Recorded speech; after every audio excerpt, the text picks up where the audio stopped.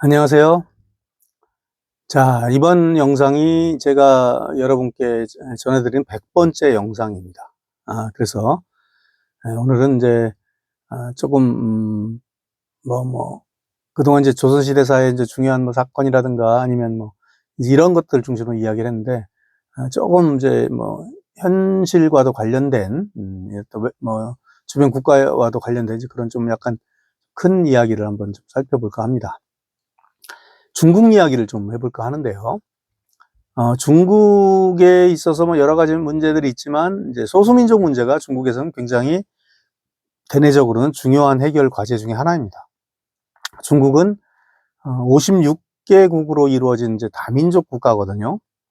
물론 우리가 아는 한족이 전체 90%로 압도적 다수를 차지하지만, 나머지 소수민족도 합해서 1억 이상입니다. 그러니까 소수민족만 가지고도 세계 13위권의 인구를 자랑할 정도로 큰 나라이기도 하죠. 그리고 영토로는 이 소수민족이 거주하는 지역이 60%나 된다고 합니다. 그러니까 이제 중국에는 이것이 불안 요소가 될 수가 있어요. 특히 중국은 영토가 큰 만큼, 영토가 크면 아무래도 둘레가 크고, 그러면 마주하고 있는 나라들도 많겠죠. 무려 14개 나라와 국경을 마주하고 있다고 하는데요. 특히 소수민족들이 분리 독립을 할 가능성은 언제나 잠재적인 불안 요소입니다. 그 불안을 더욱더 구체화시키고 현실화시킨 것이 바로 1991년 소련, 즉 소비에트 연방이 해체된 거죠. 그러면서 소비에트 연방이 각 민족 단위로 많이 이제 갈라졌잖아요. 그래서 그 불안이 이제 현실화되었습니다.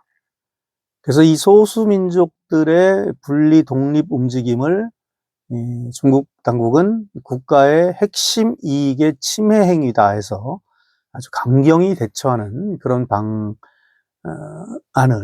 그런 이제 정책을 펴고 있죠. 그래서 이제 일단 당근과 채찍 정책이 있는데, 일단은 좀 달래는 그런 정책을 많이 폈습니다. 그래서 소수민족 동화 정책, 다양한 동화 정책을 펴니다.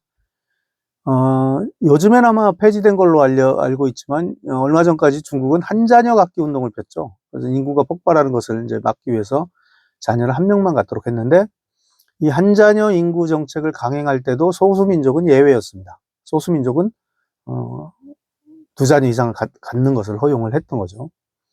그리고 이제 지금은 그 화폐 도안, 인민폐, 중국의 그 위안화의 지폐 도안이 전부 이제 마오쩌둥의 초상화로 바뀌었지만, 한 90년대 그때까지만 하더라도 12위안 이하 지폐는 소수민족을 도안으로 했어요. 소수민족을 그렇게 이제 도안으로 해서 지폐를 사용을 했던 거죠. 지금은 전부 이제 마오쩌둥 도안으로 바뀌었더라고요. 그리고 이제 동화 정책의 일환으로서 한족들을 소수민족의 거주 지역에 옮겨 살도록 그렇게 했습니다. 그리고 한족과 소수민족의 결혼을 장려했습니다. 그리고 그 사이에서 태어난 아이들은 전부 한족으로 등록을 시켰어요. 그러다 보니까 어떤 결과가 발생했느냐? 소수민족이 거주하는 대부분의 지역에서 인구 구성에서 한족이 우위에 서게 됐습니다.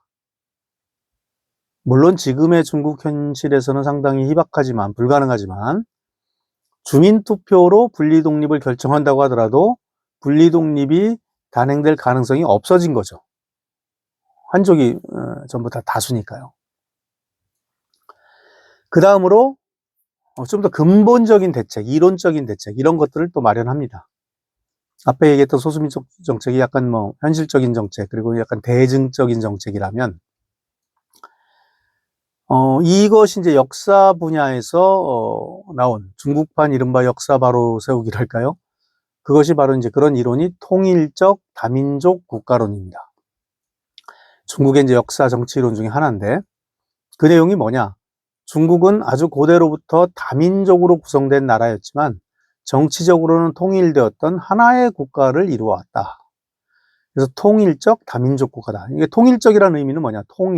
통일은 이제 많은 것들을 하나로 합하는 거죠. 즉 소수민족의 존재를 현실적으로는 인정을 하지만 궁극적으로는 민족이 소멸된 상태의 중화민족으로 갈 것이다. 중화민족으로 가기 위한 과도기적 상태. 그래서 통일적이라는 말을 쓴 겁니다. 다음으로 이제 다민족 국가. 중국은 유사일에 한족을 주체로 해서 다수의 소수민족이 중앙과 지방의 연대 속에서 하나의 중국을 이루어서 오늘에 이르렀다. 이런 내용입니다. 그래서 현재 중국 영토 내 모든 민족이 하나하나가 옛부터 중화민족의 구성원으로서 존재했지 결코 독립된 다수의 국가가 존재한 적이 없다라는 것이 공식적인 입장입니다. 중국은 지금 자기 영토 안에 있는 수많은 소수민족들을 어떤 형태로든 국가 권력에 포섭할 필요가 있습니다. 제도적인 측면, 이념적인 측면에서 모두 그럽니다. 중국의 학자들이 이러한 포섭의 논리를 역사 부분에서 찾은 것이 통일적 다민족 국가론이다. 그렇게 볼 수가 있겠습니다. 이 중국의 소수민족과 같은 민족인 주변 국가가 있을 수 있죠. 우리도 당장 포함이 되고요. 몽골도 그렇고 또 과거에 중국의 변경 지역을 공유했던 주변 국가들이 또 있죠. 이러한 나라와 역사 분쟁을 일으키는 계기가 바로 이 통일적 다민족 국가론이 이제 제기를 하였습니다. 현재 중국에 편입된 영토에 편입된 우이구르, 티벳, 그건 뭐 물론이고 중국 소수민족과 관련 있는 중앙아시아 여러 나라들, 몽골의 역사 이런 게 다 중국의 역사가 됩니다. 우리나라도 당연히 고구려, 발해 등을 둘러싼 역사 영유권 논쟁을 피할 수가 없죠. 그러니까 중국의 지금 이런 통일적 다민족 국가론이 보여주는 역사관이 보여주는 가장 큰 문제가 철저하게 현재적 관점만 적용한다는 거예요. 역사의 잣대를. 그러다 보니까 이것이 이제 엉뚱하게 취지와는 달리 중국 내부의 역사적 평가 문제로까지 이제 불똥이 튀었습니다. 중국은 이제 그동안 중국의 역사를 농경민과 유목민의 대립의 역사다 그렇게 이제 보는 견해가 좀 많았거든요. 그동안 중국의 역사는 농경민인 한족과 유목민인 다른 민족의 투쟁의 역사다. 그로 인해서 한나라, 당나라, 송나라, 명나라와 같은 한족과 원나라, 요나라, 금나라, 청나라와 같은 유목민족의 왕조가 이렇게 교체되면서 지속된 것이 이제 중국의 역사다 그렇게 이제 봐왔는데, 그래서 이제 한족이든 이제 이민족이든 그런 투쟁 과정에서 서로가 각각의 민족적 영웅이 탄생되고 기념해 오고 이제 그렇게 해 왔었습니다. 대표적인 인물이 이제 악비라는 인물이 있어요. 악비. 이 송나라가 금나라에 멸망한 무렵에, 즉 이제 북송이죠. 그게 이제 의용군에 참전해서 전공을 쌓았던 그 이제 유명한 군벌입니다. 나중에 이제 멸망한 북송을 대신해서 남송에 이제 왕조가 계승됐을 때 악비는 이 남송의 장군으로서 금나라 군사의 침공을 저지하는 아주 큰 공을 세웁니다. 그런데 이제 악비의 뭐 라이벌일까요? 아주 상대자가 강력한 이제 상대자가 등장을 하는데 바로 그게 이제 진회입니다. 남송 그 당시 조정에서는 재상이었던 진회를 중심으로 해서 금나라와의 화평론이 제기되었습니다. 주화파라고 볼 수가 있죠. 근데 악비는 주전론자였어요. 전쟁을 하자는. 그 과정에서 악비는 진회에게 무고한 누명을 쓰고 투옥이 됩니다. 그래서 결국 39살이라는 젊은 나이에 살해가 되고 맙니다. 나중에 이제 진회가 죽은 뒤에 악비에 대한 혐의는 풀리고 명예는 회복이 됐지만 뭐 어떻겠습니까? 이미 죽은 뒤죠. 나중에 이제 한족들 사이에서는 이 악비가 구국의 영웅으로 받들어지고 이 악비를 기리는 사당인 악왕묘라는 사당까지 건설이 됩니다. 그리고 나중에는 이제 관우는 뭐 중국 전통에 아주 추앙받는 존재죠. 오죽하면 우리나라에서까지 우리 동관묘가 바로 이제 관우 사당 아닙니까?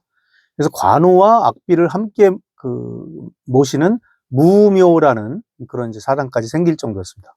그만큼 이제 한족에게는 악비가 민족적 영웅이었던 거죠. 그런데 통일적 다민족 국가론이 사실은 이런 평가를 뒤집을 계기를 이제 만든 거죠. 수천 년 동안 중국인에게 영웅으로 추앙되었던 악비는 이 통일적 다민족 국가론에 의하면 분열주의자로 격화될 위기에 처하게 된 거죠.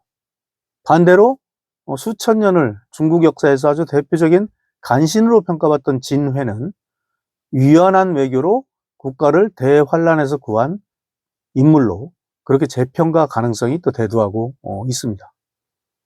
그러다 보니까 한족들에게는 약간 그 이질화되었던, 약간 적대시되었던 원나라를 세웠던 몽골의 칭기스칸도 중국사의 아주 위대한 영웅으로 재탄생하고 있습니다. 그러니까 이제 국가 권력에 의해서 현재의 필요성에 의해서 역사를 재단하는 그런 자세의 문제를 중국의 통일적 다민족 국가론이 보여준다. 그렇게 볼 수가 있겠습니다. 우리나라에서도 사실 이 역사 전쟁이 계속되고 있죠. 뭐 얼마 전 지난 정권 때 홍범도 장군의 문제가 발생한 적이 있었습니다. 그 전 정권에서 이제 홍범도 장군의 유해를 카자흐스탄에서 이제 모셔와 오고 추앙을 했었죠. 오히려 그 당시 이제 카자흐스탄에서는 홍범도 거기에 이제 고려인들은 홍범도 장군의 유해를 한국으로 가져가는 걸 반대했다 그래요. 홍범도 장군 출신 자체가 이제 북한 출신이기도 하고 통일된 나라가 아닌 남쪽에서 가져가는 건 반대한다 이제 그런 이야기까지 했는데 무리하게 어쨌든 모시고 왔던 건데 바로 이제 지난 윤석열 정권 때는 이 홍범도 장군이 공산주의자라면서 오히려 육사 교정에 있는 흉상을 철거 지시하는 등 논란이 되었었죠. 이게 다 이제 현재의 정치적 필요에 의해서 과거를 재단하다 보니까 이제 이런 문제가 생기는 겁니다. 이러한 비극이 만약에 계속된다면 지금은 이제 홍범도에 대해서 되었다면 나중에는 신채호 선생이든 김구 선생이든 언제든지 그런 칼날이 미칠 수가 있거든요. 이들이 뭐 자유민주주의 국가인 대한민국 건국에 무슨 공이 있냐라고 이렇게 이제 그 억지를 부릴 수가 있다는 것이죠. 더 나아가서 뭐 유관순도 안중근도 단죄될 수가 있죠. 지금 국가적 과제인 한일협력에 심각한 방해를 끼친 중죄인이다. 그렇게 하지 않는다는 보장이 어디 있겠어요? 지금 이제 그구들의 이런 난동에 가까운 그런 언급들을 보면 그러다 보니까 기존의 우리 정치 지도자들도 황당한 이제 역사적 평가가 나올 수가 있는 거죠. 러시아도 아닌 공산주의 국가인 소련과 노태우 대통령이 수교를 했거든요. 바로 이제 보수 대통령이었죠. 그 대통령을 그럼 보수에서는 어떻게 볼 것이냐. 근데 그래도 노태우 대통령은 좀 낫습니다. 적성국인 중국 인민해방군의 대규모 군사 퍼레이드를 천안문에서 공식 열병한 사람이 바로 보수 대통령이었던 박근혜였죠. 그건 그럼 어떻게 보겠습니까? 우리 역사적 인물 중에 가장 좀 극적인 인물 중에 하나가 친일파 이완용이었죠. 이완용은 그러면 이제 용서받을 수 있을지도 모르겠네요. 다행히 친일파에서 원래 친일파였던 사람이거든요. 친일파로 전향했으니까 우리 한일협력에 큰 공을 세운 사람이다. 그렇게 평가를 해야 되겠나요? 역사의 잣대를 그렇게 고무줄처럼 특히 현재의 필요성에 의해서 과거를 함부로 재단하는 이런 것들은 상당히 위험하다라는 것을 오늘 우리도 그렇고 중국도 그렇고 그런 모습을 다 보여준다라고 볼 수가 있겠습니다. 자, 이상으로 100번째 영상을 전부 마쳤습니다. 그동안 제가 뭐 준비도 부족하고 했는데 어쨌든 매주 하나씩의 영상은 좀 올려야 된다는 생각에 좀 무리해서 내용도 부족하고 한데 어쨌든 한 주도 빠짐없이 좀 올리느라고 좀 저도 많은 노력을 했습니다. 제가 뭐 한 달 정도 외국에 가 있는 동안에는 미리 영상을 만들어서 외국에서 직접 탑재하기도 하고요. 이제 그렇게 했었는데 원래 저희 이제 고수다방이 원래 이제 여러 같은 선후배 동료와 함께 이제 시작을 했는데 다른 선생님들이 이제 여러 가지 사정이 있으셔서 저만 계속 진행을 했어요. 그래서 좀 힘에 부친 측면도 있고 어쨌든 얼마 숫자는 몇 분 안 되시지만 그래도 그 구독자분들이 떨어져 나가게 않기 위해서 그나마 좀 노력을 했다라고 볼 수가 있는데 저도 이제 그 콘텐츠를 이렇게 이제 100회 정도 하다 보니까 좀 더 좋은 콘텐츠를 만들기 위해서는 제가 좀 준비를 좀 많이 해야겠다는 생각이 들었습니다. 그래서 좀 재정비의 시간을 갖기 위해서 어쨌든 제 조선 엑스파일 시즌 1은 요 100회에서 좀 마감을 하고 좀 더 제가 준비를 한 뒤에 다시 이제 볼 수 있는 기회가 되었으면 좋겠다, 그런 인사를 드리게 되었습니다. 그동안 좀 부족한 제 콘텐츠를 좀 아껴 주셨던 여러분들께는 고마운 마음과 죄송하다는 말씀을 전하면서 이상으로 100번째 콘텐츠를 마치도록 하겠습니다. 감사합니다.